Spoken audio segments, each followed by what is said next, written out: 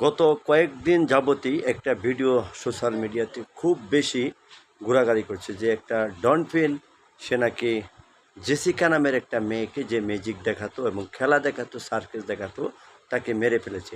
আসলেই কথাটা কতটুকু সত্যি আমি জানি না, তবে আমার এরকম মনে হয় না এটা একটা নাটক বা সাজানো এআই দেয়া করা এরকমও হতে পারে।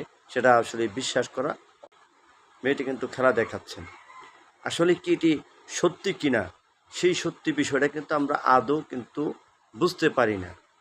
এটা কি আপনারা কেউ যে জানেন আসলে কি জেসিকা কে মেরে ফেলেছে কিনা এই ওকরা নামের যে ডনফিনটা আছে? ডনফিনটা আসলে সেই ছোটোবেলা থেকে এই ডনফিনটাকে তিনি পালেন এবং তাকে সন্তানের চেয়েও বেশি ভালোবাসেন, যে কারণেই বিশ্বাস করা হয়েছে তাকে সে ওকরা নাকি তাকে খেয়ে ফেলেছে।